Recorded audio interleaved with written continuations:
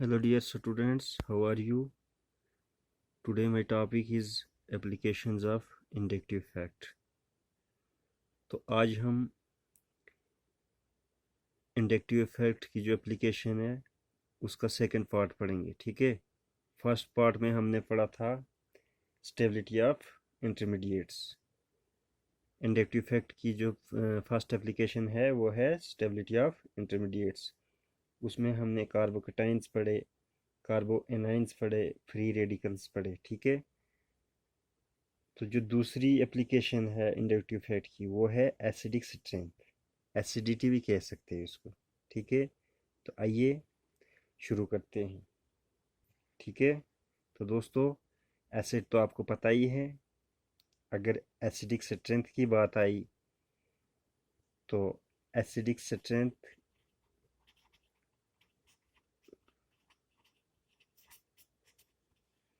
Is directly proportional to minus I effect, ठीक है।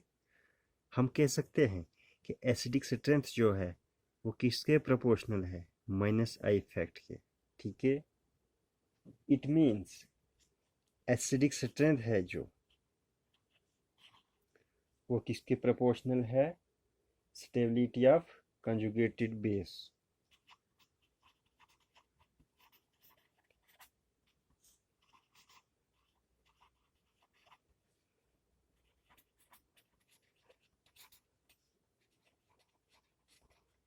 ठीक है। तो दोस्तों कंजुगेटेड बेस होती क्या है, अगर नहीं पता है तो मैं शॉर्ट में बता देता हूँ।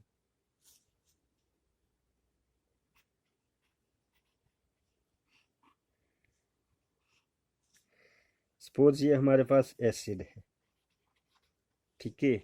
ये एसिड जब H पॉजिटिव आयन लूज करेगा, ठीक है,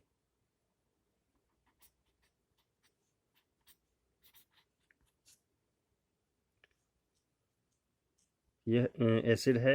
जब ये H पॉजिटिव लूज करेगा मींस H पॉजिटिव अलग करेगा तो हमारे पास क्या आएगा, ए नेगेटिव, H पॉजिटिव प्लस ए नेगेटिव। ये जो हमारे पास आया ये होती है कंजुगेटेड बेस, ठीक है।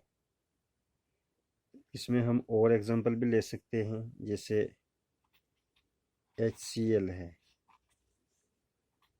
H पॉजिटिव लॉस्ट करेगा ये तो Cl, जो Cl है ये है हमारे पास कंजुगेटेड बेस, ठीक है। इसमें और भी एग्जांपल्स ले सकते हो। ये जो कंजुगेटेड बेस है ये दोबारा हाइड्रोजन गेन करके एसिड बना सकती है, ठीक है दोस्तों। ये थी कंजुगेटेड बेस की इंट्रोडक्शन। तो दोस्तों अब हम सीधा टॉपिक पे आते हैं। जैसे मैंने बताया था कि एसिडिक स्ट्रेंथ जो है वो किसके प्रोपोर्शनल है, स्टेबिलिटी ऑफ कंजुगेटेड बेस,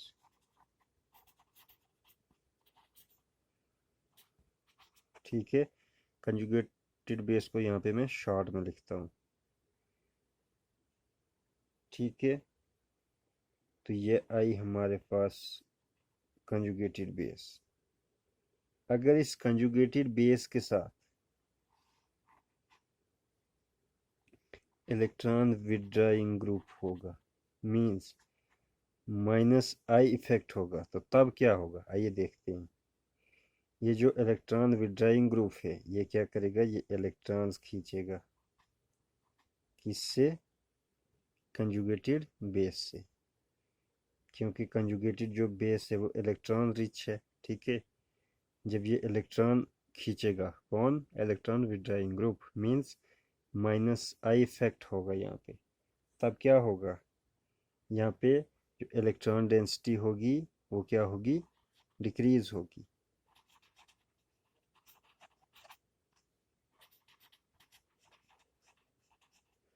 जब इलेक्ट्रॉन्स डेंसिटी डिक्रीज होगी यहाँ पे तो क्या होगा, स्टेबिलिटी इंक्रीज होगी, ठीक है।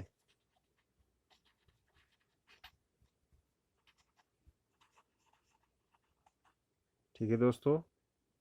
मैं दोबारा रिपीट कराता हूँ। जैसे हमने बताया कि एसिडिक स्ट्रेंथ जो है वो किस के प्रोपोर्शनल है, स्टेबिलिटी ऑफ कंजुगेटेड बेस। ठीक है, तो ये हमारे पास यहाँ पे कंजुगेटेड बेस है।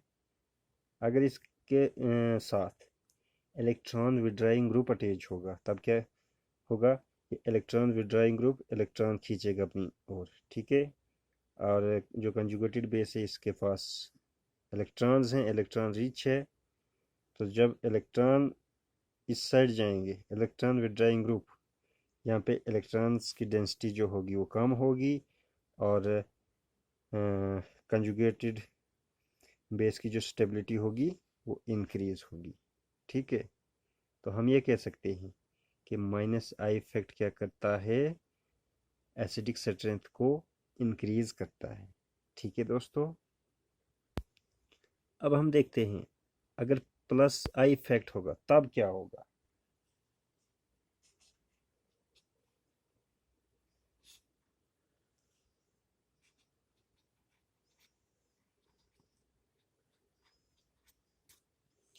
अब हमारे पास ये जो कंजुगेटेड बेस है इसके साथ इलेक्ट्रॉन डोनेटिंग ग्रुप अटैच है। ठीक है, तो इलेक्ट्रॉन डोनेटिंग ग्रुप क्या करेगा, इलेक्ट्रॉन देगा किसको, कंजुगेटेड बेस को। ठीक है, ये कंजुगेटेड बेस है, इसको जब इलेक्ट्रॉन्स देगा, ये तो ऑलरेडी इलेक्ट्रॉन रिच है, और इलेक्ट्रॉन आएंगे इसके पास तो ये स्टेबल नहीं रहेगी। स्टेबल नहीं रहेगी तो इट मीन्स ये रिएक्टिव होगी, ज़्यादा रिएक्टिव होगी। तो हम ये कह सकते हैं कि प्लस आई इफेक्ट जो है वो क्या करता है, एसिडिक स्ट्रेंथ को डिक्रीज करता है। ठीक है, तो हम ये कह सकते हैं कि स्टेबिलिटी या strength of acid decreases with plus I effect. इस केस में जब ये इलेक्ट्रॉन डोनेटिंग ग्रुप इलेक्ट्रॉन देगा इसको कंजुगेटेड बेस को, क्या होगा, यहाँ पे इलेक्ट्रॉन डेंसिटी इंक्रीज होगी। ठीक है,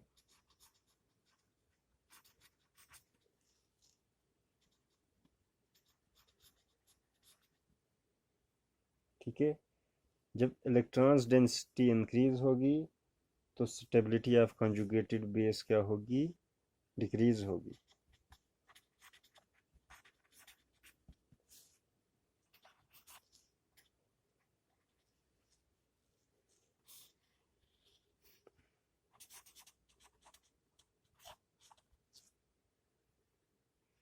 अगर इलेक्ट्रॉन डेंसिटी इंक्रीज होगी, कंजुगेटेड जो बेस है उसकी स्टेबिलिटी जो है वो डिक्रीज होगी, तो हम ये कह सकते हैं कि एसिडिक स्ट्रेंथ भी क्या होगी, डिक्रीज होगी। ठीक है, तो अब हम कुछ एग्जांपल्स लेते हैं, उनमें देखते हैं कि जो एसिड है वो कौन सा ज़्यादा स्ट्रांग है, किसकी स्ट्रेंथ ज़्यादा है।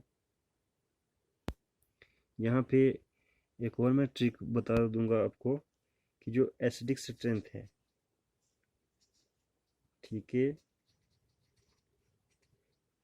वो इंक्रीज होती है पीरियोडिक टेबल में फ्रॉम लेफ्ट टू राइट। ठीक है,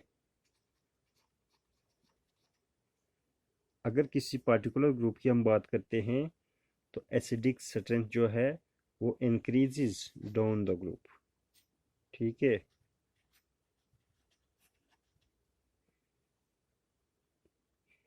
acidic strength increases from left to right in periodic table, and if you talk about a particular group, acidic strength increases down the group। ठीक है, तो आइए अब हम एग्जांपल लेते हैं। हमारे पास HF है, HCl है, उसके बाद HBr है, HI है। ठीक है, ये हमारे पास कुछ एसिड्स हैं। ठीक है, तो अब हमने इनकी एसिडिक स्ट्रेंथ मालूम करनी है। ठीक है, तो ये जो इसकी कंजुगेटेड बेस है, मींस इसकी कंजुगेटेड बेस आई F नेगेटिव, इसकी आ गई Cl नेगेटिव, इसकी आ गई Br नेगेटिव। ठीक है, इसकी आई I नेगेटिव। ठीक है, अब हम इनको देखते हैं। ये जो हमारे पास है कंजुगेटेड बेसिस, फ्लोरीन सबसे ऊपर आता है पीरियोडिक टेबल में ग्रुप में, फिर क्लोरीन आता है, फिर ब्रोमीन आता है, फिर आयोडीन आता है। ठीक है, तो जैसे मैंने अभी थोड़ी देर पहले बताया कि जो एसिडिक स्ट्रेंथ है वो इंक्रीजेस डाउन द ग्रुप, तो इससे हम ये कह सकते हैं कि सबसे ज़्यादा स्ट्रांग मतलब एसिडिक स्ट्रेंथ किसकी होगी, HI की। ठीक है, उसके बाद किसकी होगी, HBr की, फिर उसके बाद HCl, और उसके बाद HF। ठीक है, तो ये है एसिडिक स्ट्रेंथ। तो उम्मीद है कि आपको ये समझ आ गया होगा।